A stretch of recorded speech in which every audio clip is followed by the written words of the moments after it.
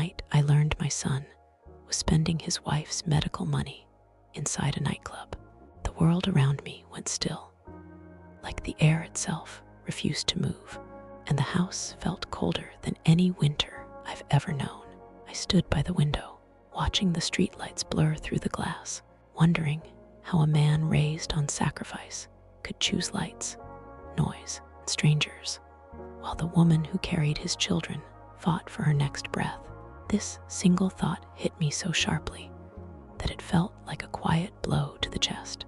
And before I could steady myself, the truth kept unfolding in pieces, each worse than the last, each one showing me a side of him I had never wanted to meet. And as the weight of it pressed deeper, I knew this story could never begin gently.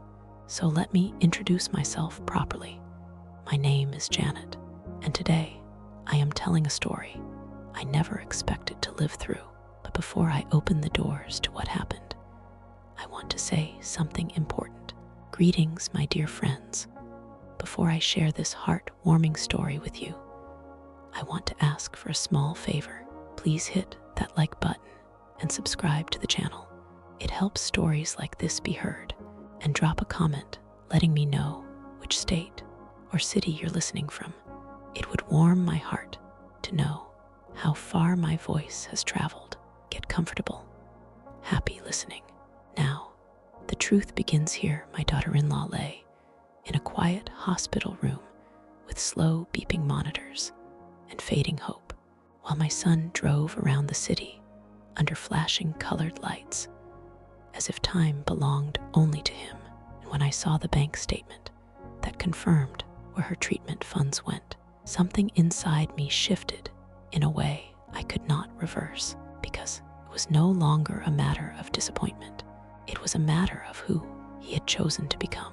I folded the paper slowly, placed it on the table, and told myself that the next step I took would change the entire family, because a man who can watch his wife suffer while he dances in noise must finally face the silence of truth.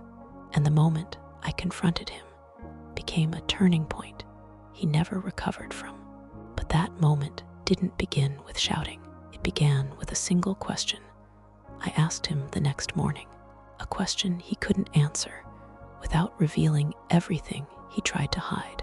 The next morning, I waited for him in the quiet of my kitchen, the sunlight barely touching the tiles, as if even the day hesitated to begin.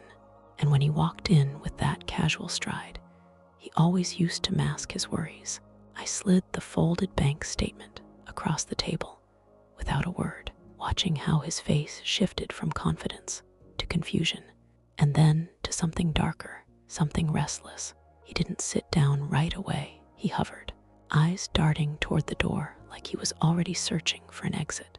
But I kept my voice steady as I asked, "Tell me when you plan to explain this." And for a moment, he tried to pretend he didn't understand, tried to play the role of the son who always had explanations ready, always had polished sentences to hide the truth. But the silence between us stripped every shield away. I remembered the nights I stayed awake with his wife, holding her hand as she fought through the waves of pain she never complained about. And I thought of the children asking where their father was when they woke up alone, while he spent those hours under neon lights, pretending life had no weight, no duty, no cost. He finally sat down, leaning back as if distance could save him, and said he needed a break, a word so soft it clashed with the reality he created. And I kept my hands calm on the table, because if I let myself feel too deeply in that moment, I wouldn't have been able to speak at all. I reminded him that those funds were set aside for treatment. She was too humble to ask for twice. Treatment she trusted him to protect.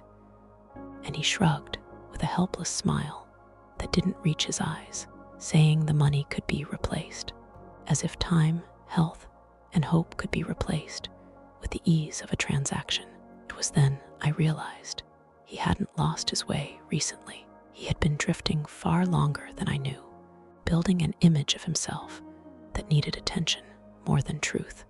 and the life waiting at home had become an inconvenience he didn't know how to face. I asked him one final question, one that made his hands freeze and his breath catch, because it was the only question left that could reveal who he truly was beneath the excuses he carried. And when he failed to answer it, I understood the next step I would take would tear the mask off every lie he built, beginning with the decision I made before he even walked into that kitchen, before he could gather another excuse. I reached for the second envelope I had placed beside me long before sunrise, the one I kept closed, not because I doubted its contents, but because I needed him to face it without preparation. And when I set it beside the bank statement, he stared at it as if it carried a weight he wasn't ready to lift. The room felt smaller as he opened it slowly, his fingers trembling just enough for me to see the truth behind the facade he kept polishing for the world. And when he pulled out the printed hospital invoice, an invoice marked delayed due to insufficient funds, his eyes widened in a way I had not seen since he was a young boy afraid of disappointing me. I watched him trace the number twice, the amount his wife needed for the next stage of treatment, the same amount that matched the nightclub transactions he thought were buried in late-night receipts and dim corners. He tried to speak, but the words tangled, rushing into half-sentences that didn't align, and his voice kept breaking in the middle of explanations that felt too fragile to defend him. The kettle clicked behind us as it finished boiling, filling the silence with a soft, steady sound. And I stood to pour tea, because if I stayed seated, the ache inside me might turn into something sharper, something I couldn't control. And I needed to remain steady for him, for her, for the family I was trying to hold together with hands that were growing tired. When I placed his cup in front of him, he wouldn't look up, and I realized he wasn't ashamed of the choices he made. He was ashamed of being caught without the story that usually saved him, the story he used to paint himself as overwhelmed, misunderstood, pressured, anything but responsible. I leaned forward and told him the truth he didn't want to hear, that I had already spoken to the doctors, already seen the look on their faces when they explained the consequences of the delayed treatment, already felt the weight of their quiet concern when they asked if the family understood the urgency. His shoulders collapsed at that, not out of guilt, but out of fear that the world he curated would begin to crack. And I understood that if I didn't act now, with clarity and unwavering firmness, the damage would stretch far beyond finances. So I told him the decision I made before morning came, the one that would strip away every illusion he clung to. And the moment the words left my mouth, he looked at me with a shock so deep it almost trembled. But what truly broke him was the second decision I hadn't spoken yet, the one he never imagined I'd be willing to take. When I finally told him I had taken full control of every joint account he shared with his wife, freezing each card, redirecting every remaining balance straight to the hospital, and removing his access until further notice, he stared at me as if I had taken the ground from beneath his feet. And for the first time in a long while, I saw the raw truth he tried so hard to hide. He wasn't afraid of losing money. He was afraid of losing the life he built on borrowed responsibility. He rose from the chair abruptly, pacing the kitchen as though movement could help him outrun what he had done. But the quiet of the room held him in place, refusing to let him escape the reality he shaped with his own hands. He demanded to know why I had interfered, why I had stepped into his affairs, and I let him speak until his voice softened into the kind of silence that follows a person who finally realizes their words hold no shield. Then I reminded him that his marriage, his children, his family, none of these were affairs. They were lives. and he had treated them like burdens he could set aside whenever they became inconvenient. He turned his face away, as though the truth was too bright to look at. But I continued, explaining how I had also met with the financial advisors that morning, how I had placed a temporary block on all transfers he might attempt, how every investment he tried to move would require my signature till his wife was stable and decisions could be made with clear minds. He whispered something about trust, about respect, about feeling cornered. But trust cannot be built on empty hands and darker nights, and respect cannot grow where responsibility has been abandoned. He finally lowered himself back into the chair, his breathing uneven, and asked what I planned to do next, not with defiance this time, but with a quiet fear that reminded me of the boy he once was, the one who looked to me for guidance, without pride standing in the way. I told him gently that there was one more matter he needed to face, one more truth waiting outside this house. And the moment he realized what I meant, his eyes widened, because the person he feared confronting most was not me, not the doctors, not even himself, but the woman lying in that hospital room, waiting for him with a heart that still believed he would walk through the door and choose her over the life that cost her everything. I told him we were going to the hospital, and the moment the words touched the air, he froze, as if the doorway to that room had become a mirror he could not bear to stand in front of. He looked at me with a quiet dread, the kind that comes from knowing you have built your life on late nights and dim lights, while someone who trusted you waited in a cold room with fading strength. And for a long moment, neither of us moved, the house breathing heavier than we did.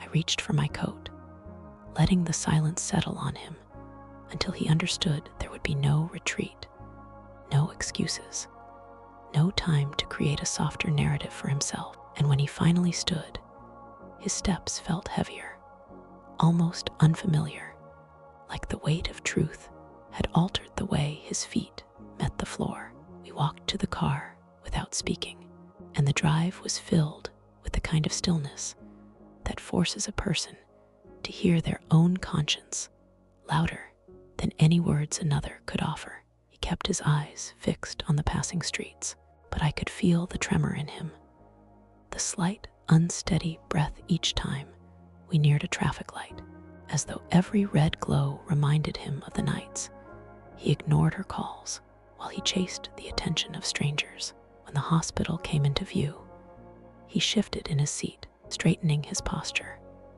adjusting his jacket, small gestures meant to rebuild the image he feared losing. But those gestures felt hollow now, because the truth had already stripped him bare. I walked ahead of him through the corridor, each beep of the machines from nearby rooms echoing like distant reminders of how fragile time truly is. And when we reached her door, his steps slowed until he stood motionless behind me, staring at the small window that showed a glimpse of her pale face, her quiet breathing, the IV line she never complained about.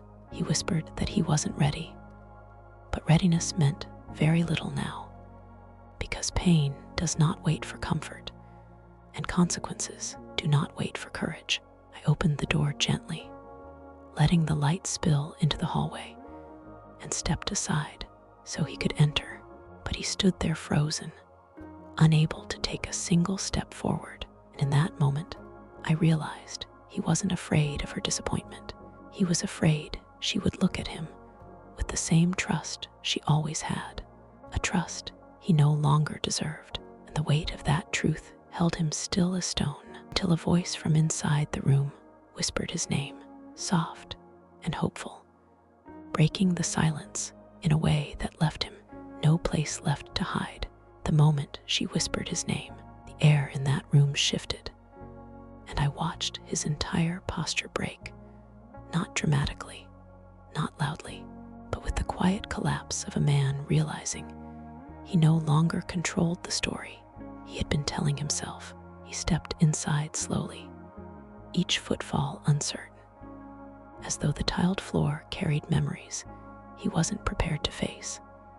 And she tried to lift her head, a soft smile forming despite the strain in her breathing, the kind of smile only someone who loves deeply can offer even when they are running out of strength. I stayed near the wall, giving them space, but my eyes never left him, because I needed to see whether he came here as a husband seeking forgiveness or as a man searching for a way to soften his guilt. He sat beside her bed, his hands trembling as he reached for hers, but I noticed how he hesitated just a second before touching her, as though he feared the warmth of her skin would confront him with what he had risked losing. She told him she missed him, her voice fragile but steady, and I saw the shadow that moved across his face, not sorrow, but shame, the kind that stings more deeply when the person extending kindness is the same one you abandoned. She asked how things were at home, how the children were, if he was eating well, simple questions filled with a tenderness he hadn't earned, and instead of answering, he nodded with vague words, trying to sound present, trying to sound involved, but I could see her searching his eyes, as if she sensed a distance she couldn't yet name. The nurses entered briefly to check her vitals, and while they worked, I watched my son's gaze drift to the machines beside her, the lines of numbers that revealed what the delayed treatment had cost her, and for a moment, his expression tightened, not in grief, but in fear of the reality he had postponed facing. When the nurses stepped out, she reached for his hand again, this time with a little more urgency, as though she needed his reassurance more than she needed answers. And he looked at me over her shoulder with a silent plea, hoping I would step in, rescue him from the moment he had avoided for so long. But I stayed still, because this was the moment he needed to stand in the truth he had created. Then she whispered something so gentle, so heartbreakingly sincere, that it drew the color from his face and left him unable to breathe. And the moment her words settled into the room, I realized he could no longer run from what she knew and what she was about to reveal. She held his hand a little tighter, her fingers trembling, as though she was gathering the last of her strength to say something she had carried alone for far too long. And when she finally spoke, her voice was soft enough that the machines almost swallowed it, yet clear enough that neither of us could pretend we didn't hear it. She said she knew he'd been distant, that she sensed the late nights weren't about work, that the silence between them had grown in ways she didn't know how to bridge. And she whispered it without anger, without accusation, only with the quiet acceptance of someone who had long realized that love does not always protect a person from being left behind. My son's shoulders stiffened, and he tried to offer her a small smile, a reassurance he didn't believe himself. But she reached up weakly and touched his cheek, telling him she wasn't asking where he had been or who he had been with. She only wanted to know one thing, whether the money she entrusted him with had gone to the treatment she thought he was handling, the treatment she believed he cared about as much as she cared about getting better for him and the children. The question struck him so deeply that his breath caught, and he glanced toward me, searching for a shield, a way to step around the truth without stepping into it. But I stayed still, because this was no longer about my guidance or my voice. This was about the one person he owed honesty to more than anyone else. He swallowed hard and told her she shouldn't worry about the treatment, that everything was being handled, that she just needed to rest. But the way he said it, too quick, too polished, made her eyes linger on him for a long, slow moment, and I recognized the expression she wore, the one that comes when a woman sees the answer without hearing it. She whispered that she trusted him, that she believed he did his best, that she was grateful he was there now. But her voice softened into something fragile, as if she was asking the words to protect her from the truth she already carried in her heart. He lowered his head, unable to meet her eyes, and she closed hers briefly, as though gathering the courage to say the next sentence, the one she had been holding in silence, the one that made my chest tighten, because I could feel the weight of it even before she spoke.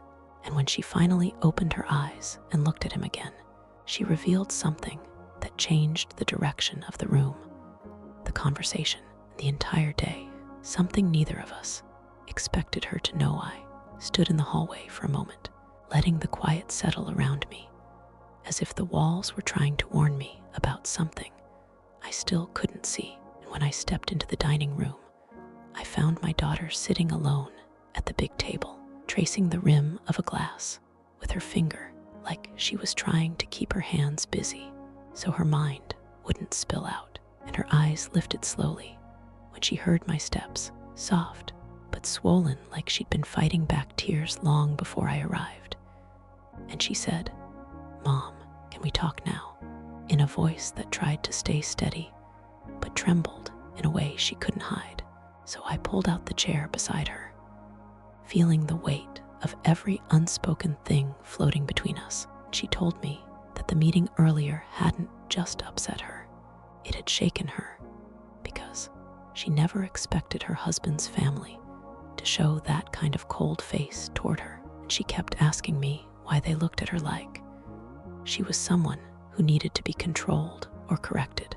And I listened quietly, letting her empty the thoughts she'd been holding in her chest all day. And I reminded her gently that people who feel threatened often wear confidence like armor, but underneath, they panic when they realize they don't hold as much power as they hoped. And she leaned her head on the table for a moment, whispering that she felt small next to them, even though she never cared about money or status. And hearing that pulled something heavy in me, because I never wanted my child to feel measured by anyone else's ego. And I told her that she wasn't small, not even close, but she had stepped into a family where pride was currency and humility looked like weakness to them. And she asked me if her marriage would survive this kind of tension, if her husband would choose her or choose comfort in his family's approval. And I didn't know how to answer that without adding more fear. So I took her hand and said the only honest thing I could: the truth shows itself when pressure grows. And she looked at me like she understood exactly what I meant. And then she lowered her voice again, saying there was something else she needed to tell me, something she had kept from me, because she didn't want to add more to my shoulders. And when she finally gathered the courage to say it, her lips stopped moving before the words came out, almost as if she wasn't sure I was ready to hear it. And she asked me quietly if I was truly prepared for what might come next. She kept her eyes on the table, her fingers pressed together, like she was holding something fragile between them. And when she finally spoke, her voice was so low, I almost leaned closer just to catch it. And she told me that the tension today wasn't only about the meeting, that something had happened last night at her in-laws' house, something she hadn't shared because she thought she could ignore it. But it kept replaying in her mind till it felt too heavy to keep alone. And she said she overheard her mother-in-law talking on the phone, whispering about getting control back and moving things before Janet notices. And at first, she thought it was about some private family matter.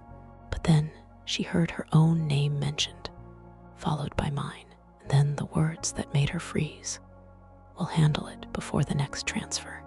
And she told me she didn't understand what transfer they meant, but she knew they were talking about money, maybe assets, maybe something inside the company, something they wanted to shift before I could intervene. And she said her heart dropped because she realized they weren't only trying to influence the family, they were planning something bigger, something they wanted hidden from both of us. And as she explained it, I felt the room change, like the air thinned around my shoulders, because I'd seen families do strange things when money mixed with pride. this felt intentional, calculated, and she said her husband walked in right after she heard it. And instead of asking if she was okay, he told her she shouldn't be eavesdropping, as if the problem was her ears and not their plans. And she said that moment scared her, because she saw a part of him she had never seen before, a part that looked more loyal to his mother than to his own home. And she whispered that she didn't know who she could trust anymore. And I reached out, placing my hand over hers, steady but calm, because the last thing she needed was to see my fear. And I told her that this family had survived storms far worse than whispers in gilded rooms. And she took a shaky breath, asking me what we should do now. What step comes next when you realize people around you are moving pieces you didn't even know were on the board? And I looked at her, seeing the child in her and the woman she was becoming. And I told her quietly that before we move, before we react, there's one more truth we need to uncover, something only one person can answer. And she lifted her head slowly, asking me who that person was. And when I said his name, her face tightened, because she knew exactly what conversation waited for us next. I found him in the small sitting room at the back of the house, the one he used to avoid when he was younger, because it reminded him too much of my late husband's quiet thinking space. And he was sitting there now, with his legs spread, elbows on his knees, scrolling through his phone like he was waiting for a message that would save him from something he already knew was coming. And when he heard my footsteps, he didn't look up, just muttered, "I know why you're here." And those 5 words told me everything about his guilt before we even began. So I closed the door behind me and stood in front of him, not saying a word at first, because silence is heavier than anger. And he finally set the phone down, but kept his eyes low, like a child caught stealing from the cookie jar. Though what he took wasn't cookies, and what he risked wasn't scolding. And I asked him in a steady voice if he knew anything about the conversations happening in his mother's house. Conversations about transfers, about moving assets, about decisions made in shadows instead of in daylight. And his jaw tightened so sharply I could see the muscle jump. And instead of denying it, he said something worse, something that made my chest grow cold. "Mom, you're making this bigger than it is." And that one sentence, casual and confident, revealed he wasn't clueless. He wasn't unaware. He wasn't an accidental bystander. He was involved, maybe not in every detail, but enough to defend it without blinking. And I felt a slow anger rise in me, not loud, not violent, just firm like a door locking from the inside. And I asked him whether he understood what he was risking, not just with me, but with his marriage, with the woman fighting for her life, while he let others plan how to carve up the power she should have felt protected by. And he said he needed stability, that he couldn't afford to lose his place. And I realized his mother had fed him the same poison she fed herself. This idea that money equals safety, that control equals love, that manipulation equals loyalty. And when I told him his wife overheard everything, his entire posture changed. He sank back as if the chair pulled him in, and he whispered, "She wasn't supposed to hear that." And in that moment, I saw fear, not for her, not for the betrayal, but for the consequences, for the image he worked so hard to maintain. And I stepped closer, my voice quiet, but sharp enough to cut through every excuse he had prepared. And I told him that from today forward, we would not move blind. We would not wait for their next strategy, because the truth he tried to hide already reached me. And now it was my turn to move. And the way his eyes lifted, slow, uncertain, almost hopeful, told me he already sensed that my move would change everything he thought he could control. After that confrontation, I walked him through the corridors of the house, each step deliberate, letting the quiet hum of the evening settle around us, like a warning that the night would not forgive carelessness. And I told him we needed to face the people orchestrating this from the shadows before any more damage could be done, because secrets, once in motion, grow faster than any apology can chase. He followed silently, shoulders tense, hands fidgeting, and I could see the struggle in him, half fear, half calculation, as if he was measuring how far he could bend without breaking entirely. But the truth is, he had already bent too far, and the angle of his conscience was visible in the way his gaze kept dropping to the floor, tracing patterns in the carpet, as if they could tell him a path back to something resembling integrity. When we reached the library, I stopped and gestured for him to look at the ledgers stacked neatly on the desk, all carefully reconciled by my office weeks before, and I reminded him that every transaction, every withdrawal, every diverted fund was traceable, and that the nightclubs, the flashy trips, the late dinners with strangers, all of it left footprints, and those footprints had been silently gathering in my hands. While he thought he moved in secrecy, his breathing quickened, not in panic, but in recognition, because he finally understood that hiding behind excuses and appearances no longer protected him. And I asked him if he realized the depth of what he had allowed, that the woman lying in the hospital, his wife, had relied on him entirely, and that failure carried consequences, not just in money, but in trust, in loyalty, in the fragile framework of a family that could crumble if left unguarded. He swallowed hard, tried to speak, but the words fell short.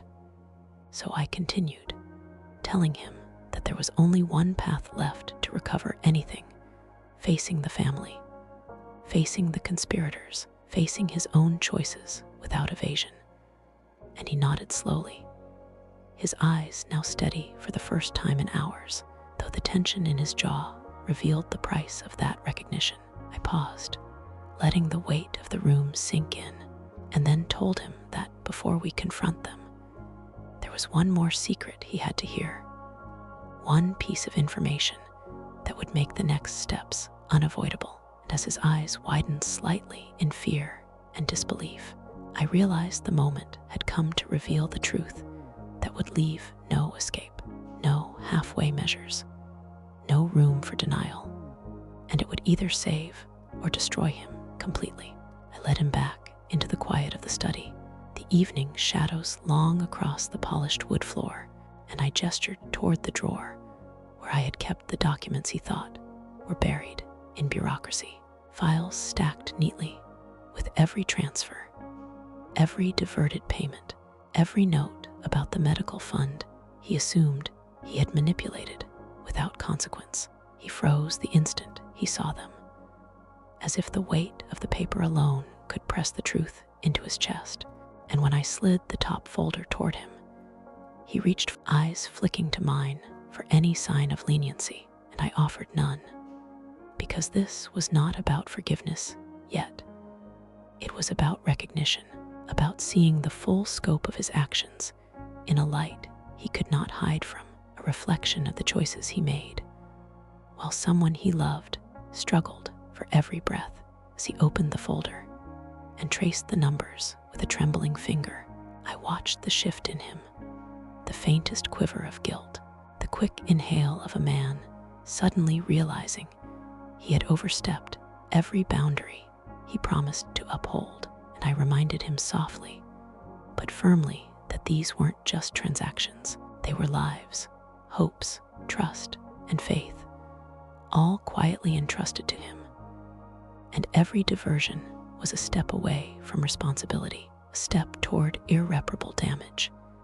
And he swallowed, eyes wide, as he absorbed the gravity of it, the tangible proof that nothing he had done in the shadows could remain hidden now. And I told him there was more, beyond the numbers, beyond the bank statements.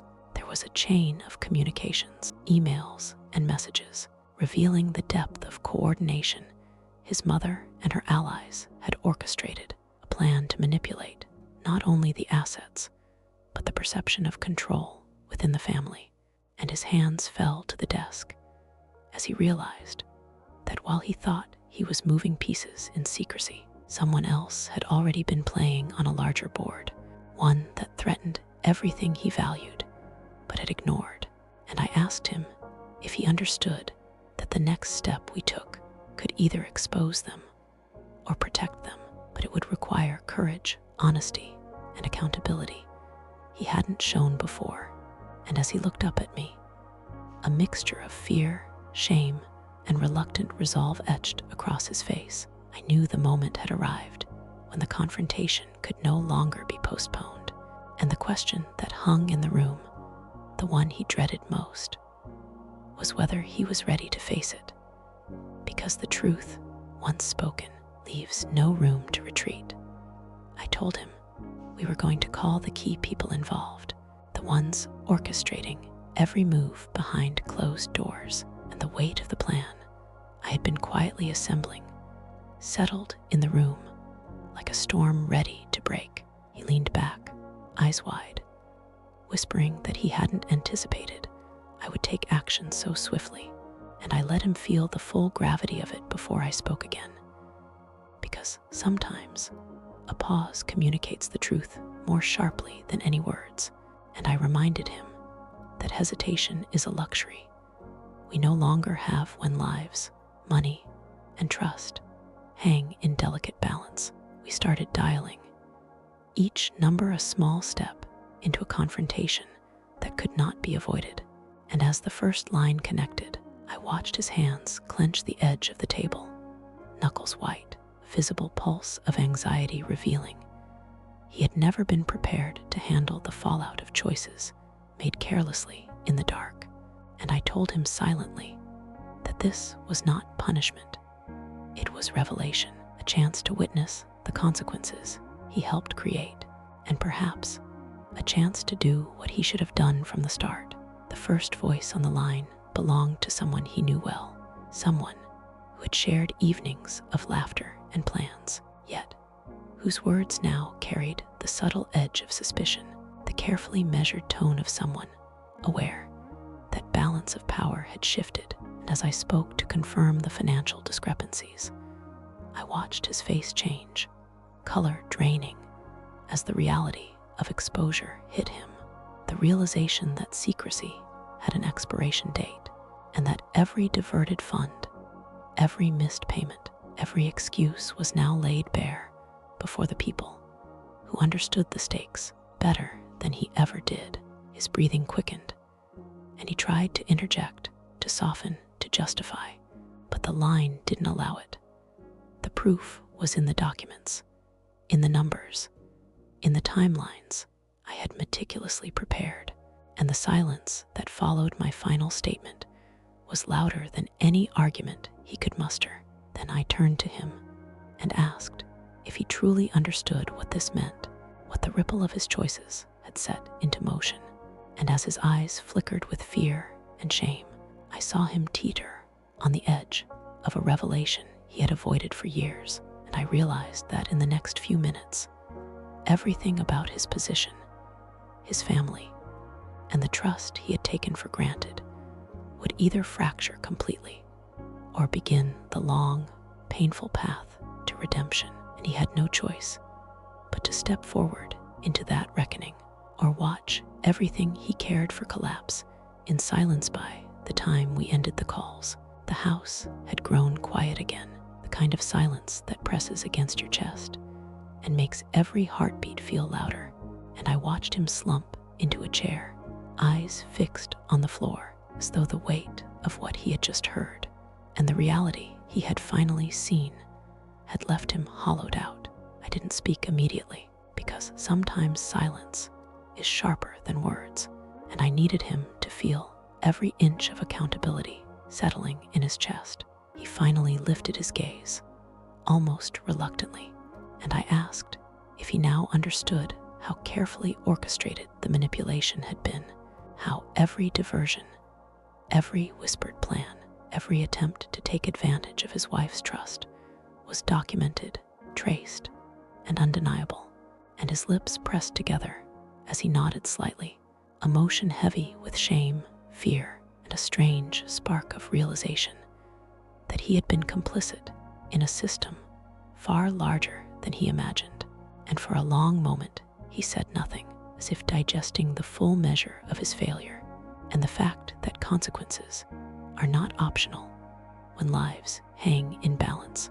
I walked over to him, placing a steady hand on his shoulder, and told him that this moment was not about punishment, not yet, but about clarity, seeing what had been hidden, naming it, and choosing what to do next with honesty, courage, and precision.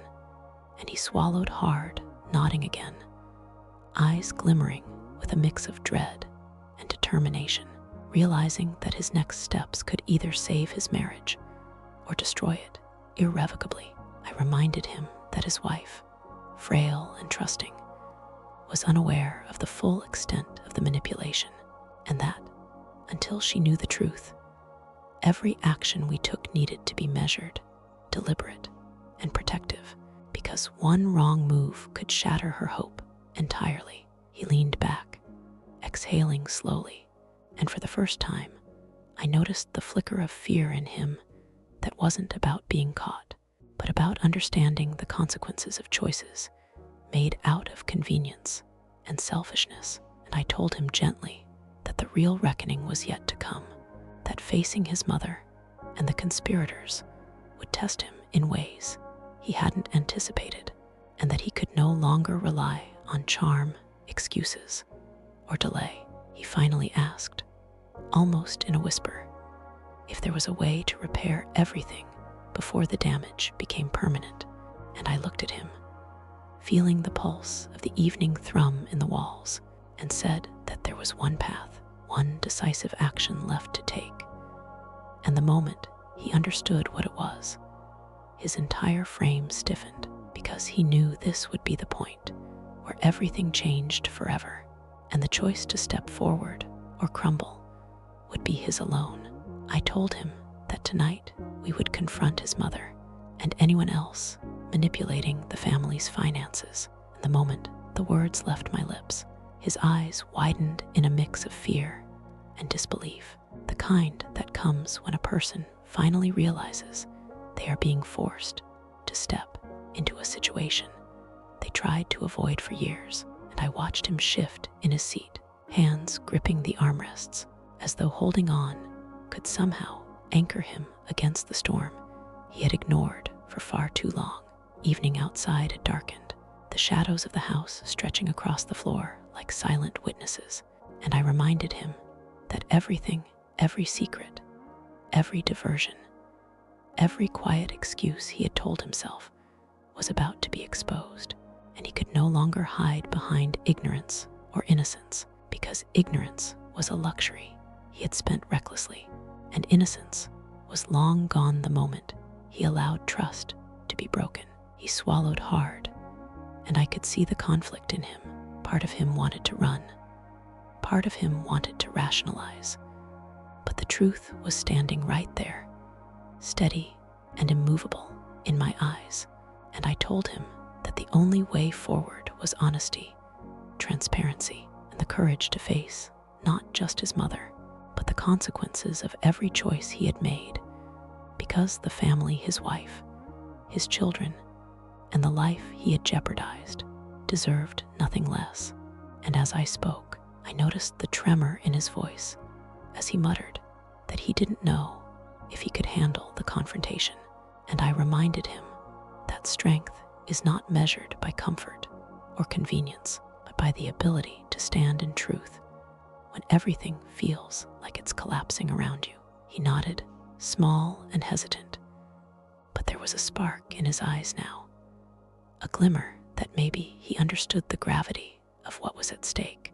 And we moved toward the living room where his mother waited, calm on the surface, but I could sense the tension coiled tightly beneath her poised exterior.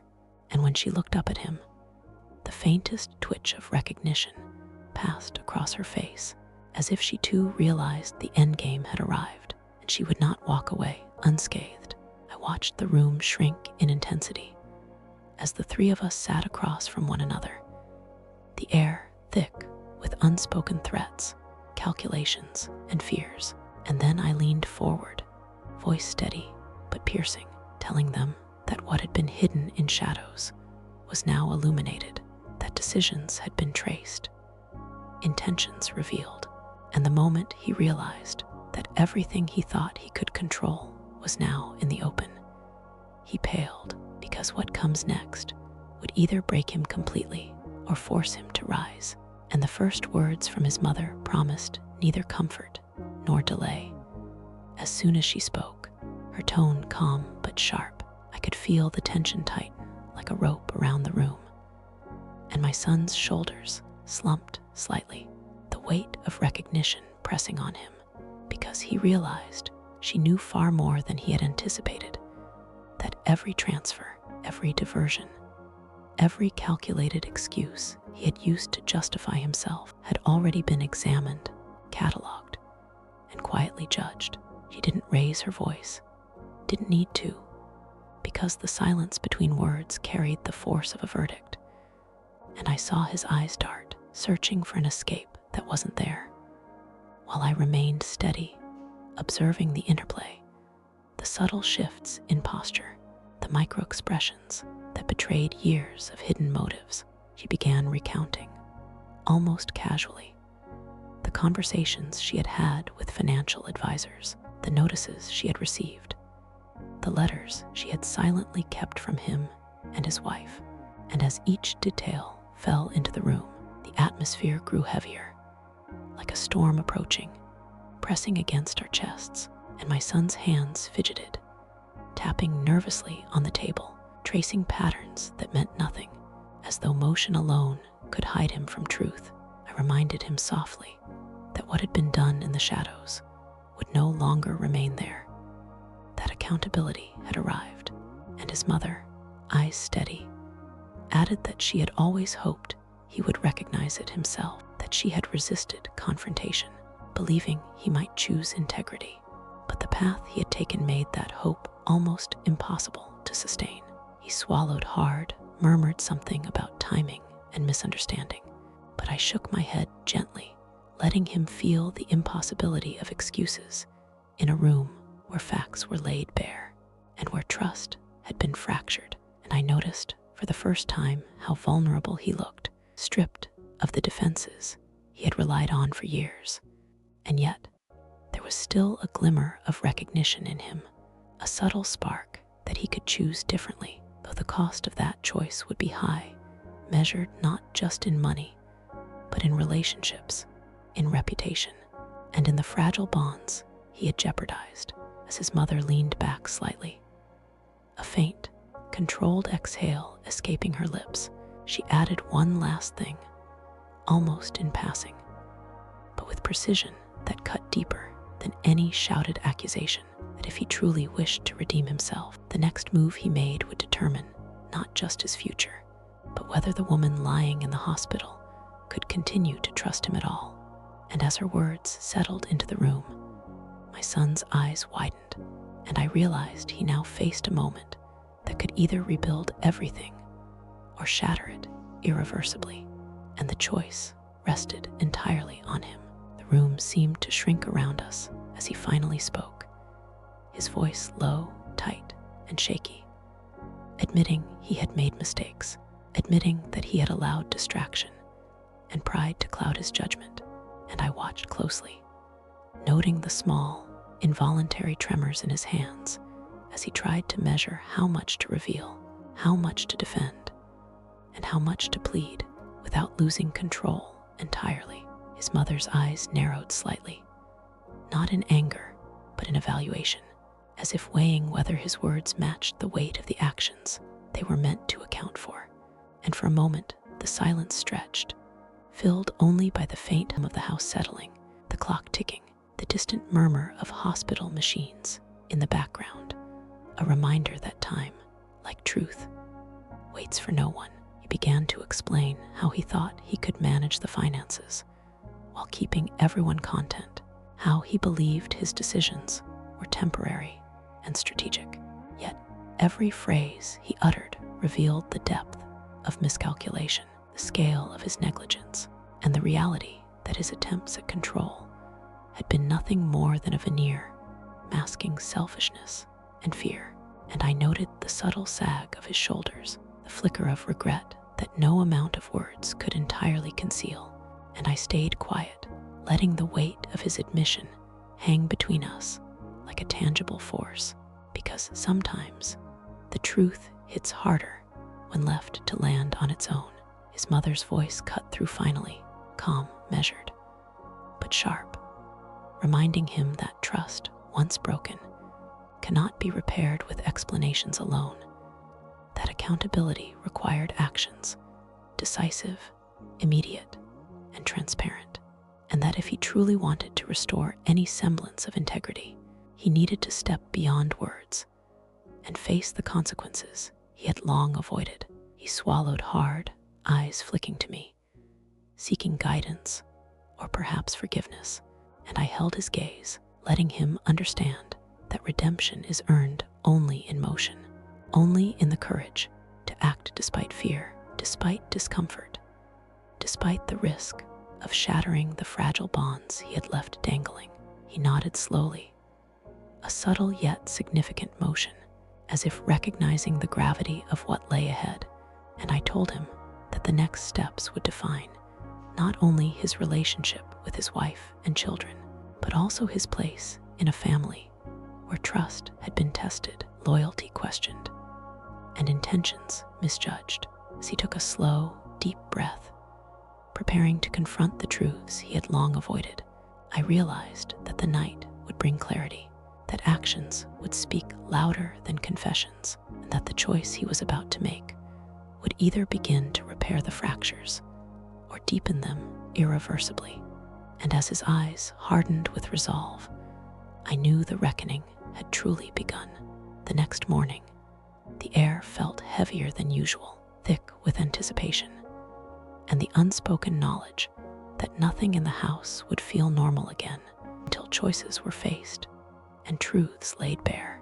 And I found him in the study, pacing slowly, each step deliberate, trying to organize the storm in his mind before it spilled outward, while I watched from the doorway, noting the tension in his jaw, the tightness in his shoulders, the way his hands flexed and unflexed, as though he could squeeze away the consequences if only he could. He paused suddenly, eyes lifting to meet mine, and in that moment, I saw the flicker of fear he had carried for days, but I also saw the faintest glimmer of understanding, the recognition that he could no longer hide behind excuses, behind silence, behind illusions of control, because the people who mattered most, his wife, his children, even the family who had tried to manipulate him, were now witnesses to his decisions, and their judgment was impartial, unyielding, and unavoidable. I told him quietly that the first step was not about confrontation, not about accusations, but about truth, the kind of truth that demands courage to speak and the humility to accept the consequences without flinching. And he nodded, slow, deliberate, almost as if feeling the weight of the moment in every fiber of his body. And I could see him preparing himself for the conversation he had avoided, for the questions he had hoped would never come, for the reckoning that was inevitable, because the choices he had made in darkness could no longer remain hidden. We moved together toward the hospital room, the quiet hum of the building pressing in around us, and I watched him as he entered, the frailty of his wife in the bed contrasting sharply with the tension etched into his face, the realization that the person he had wronged most was not an abstraction, but a living, breathing witness to his failures. And I reminded him softly that this was the moment where accountability transforms into action, where recognition of mistakes is only meaningful if it leads to tangible change. And the gravity of that settled in him like a weight he could neither ignore nor escape. As he reached her bedside, hands trembling slightly. He began to speak, his words faltering at first, but gaining strength as he faced the woman he had endangered. And I saw the subtle shifts in her eyes: pain, skepticism, lingering love. And I knew that the conversation would determine everything that followed, the bridge between devastation and redemption. And just as he was about to confess fully, a nurse entered with a note in hand, and the message it carried made both their eyes widen, because it revealed a truth neither had anticipated, revelation that would change the course of their confrontation. And the room seemed to hold its breath as the next choice, the next words, would define the trajectory of every relationship in that house. The note trembled in my son's hands, his eyes scanning it over and over, as though repeating the words could somehow erase the impact. But I could see from the lines of tension in his face and the shallow rhythm of his breathing that nothing could undo what it revealed, that the transfers he thought were secret had been traced not just by me, but by someone within his mother's inner circle, someone who had been quietly observing, documenting, and preparing for this exact moment. And the realization hit him harder than any argument, any confrontation, any warning I could have given, because now the stakes were no longer abstract, no longer numbers on paper. They were live, active, undeniable, and they implicated everyone who had assumed control in shadows, including him. He dropped the note onto the bed beside his wife, her frail fingers brushing it unconsciously, unaware of the depth of the revelation. And I watched the conflict flood his eyes, the shame of exposure, the terror of consequences, the sudden understanding that there is no turning back when the truth surfaces fully. And he leaned down, voice low, almost a whisper, telling her that he had failed her, that he had allowed the money meant for her care to be used elsewhere. And I could feel the room shift, as if it were holding its breath, the tension tangible, pressing against every wall, every inch of space between us. She didn't respond immediately, only studied him, her gaze sharp, unflinching, yet not angry, just a piercing awareness that cut deeper than any rebuke. And he faltered under it, realizing that apology alone could not repair what had been endangered, what had been gambled, what had been nearly destroyed. I stayed back, observing, letting him bear the weight of his confession.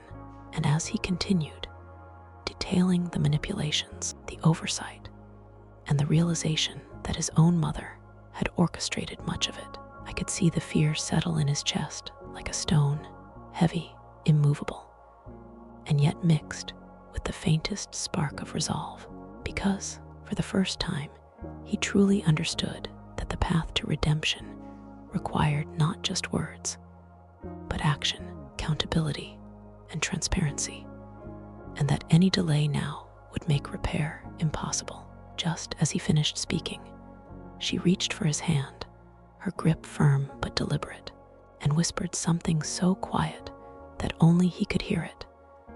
And the words carried a weight, a choice, a direction, one that would either offer him a chance to restore what was broken or confirm the consequences of what had already been lost. And as his eyes met mine, wide and searching, I realized the final step, the reckoning that would determine the future of this family, was about to unfold. No one in the room could turn away from what had to happen next. The room was silent in a way that felt heavier than any argument, heavier than any confrontation, as if the walls themselves were absorbing the culmination of days, weeks, and years of hidden truths and quiet manipulations. And I watched him stand there, trembling slightly, realizing fully the depth of what he had done, the risks he had taken, and the lives that had depended on choices he had almost squandered. His wife's eyes, once fragile with illness, but now sharp with understanding, met his gaze, and in that moment, I saw not only her pain, but also the possibility of trust. the faintest glimmer that repair could begin if he acted with honesty and courage. And I knew that the true reckoning was not about blame, but about accountability, about facing the consequences of actions, and about ensuring that nothing like this could happen again. I stepped closer, my voice calm but resolute, reminding him that the path forward required transparency, humility, and relentless attention to the truth.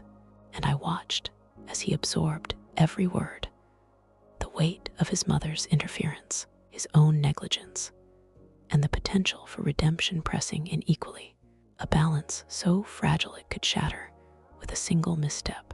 And I felt a quiet satisfaction, not in punishment, but in seeing that the family, though battered, had the chance to rebuild stronger than before, because exposure of the truth, no matter how painful, is the only way to prevent future betrayal. We spent the next hours sorting through accounts, clarifying transactions, and rebuilding communication, and I saw him grow, falter, and rise again, learning that power and money without integrity are dangerous, that loyalty is tested not in comfort, but in crisis, and that the smallest choices can have the largest consequences. By the time the evening sun dipped low, casting long shadows across the room, there was a sense of fragile resolution. A tentative peace formed from honesty, tears, and acceptance. And I turned to the camera now, speaking softly but earnestly to all who have followed this journey. Please hit that like button and subscribe to the channel. It helps stories like this be heard, because the lessons of trust, accountability, and courage are worth sharing. And if this story has moved you even slightly, let others hear it too. And I finish with a simple, heartfelt, and sincere thank you for listening, for caring, and for witnessing the fragile, powerful, and transformative truth of what it means to confront family, betrayal, and money with courage and honesty.